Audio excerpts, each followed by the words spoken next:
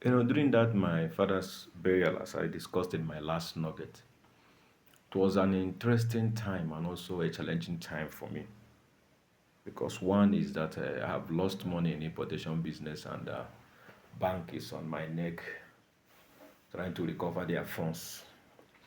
And a whole lot of things were happening at the same time.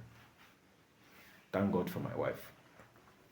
So during this period of time, 21 days to the burial, I entered into fasting, seeking God's help that He should come to my aid before I will make a mess of the whole image that my father built over the years because he's a man who carved out an image for himself. So in the course of that prayer, on the third day of that prayer, God showed me the end of the burial ceremony, how it will end. I was so happy. I woke up, I told my wife, so I was so happy. And that dream alone helped me calm down and know that God is in charge. So, but one of the things that happened was that when I got to the village a day before the burial, in the night, they approached me. Some of my uncles approached me and told me that the rainmakers are outside, that they are waiting to collect money. That if I don't give them money, that they will make sure that the rain disrupts the ceremony the following day. So, and I'm coming from the place of a prayer. I'm hot. My head is hot. So I replied them instantly. I said, go and tell them to prepare. That they should go and prepare. That they should summon more men. That if the rain drops tomorrow, I know I'm not serving a living God. I spoke like that because I was coming from the place of promise of God. Because during that dream encounter, God didn't tell me that rain would disrupt that occasion.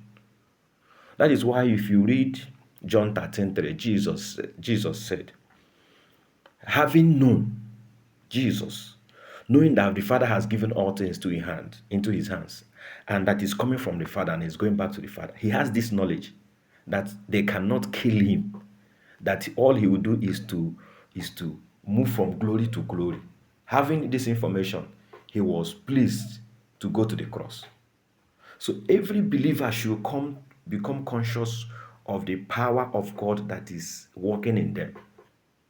If you become conscious of it, you will stop being afraid. You stop being fearful of witches and wizards and what wicked people can do to you. All because one, you are standing in righteousness, you are standing right with God, and you've not violated any God's law. Don't bother yourself. So the next day, there was so much sun that they had to summon me and say, whatever I've said, please, I should reverse it. I didn't say I was an Elijah, but it's just that I was coming from the promise of God. So the promise of God over every child of God is that it should be well with him. Even when you are facing things that it doesn't look like the promise of God, continue and insist that it shall be well with you. If you continue in that mentality, you will arrive at the point where victory will be given unto you. Remain blessed as you begin to fight in faith.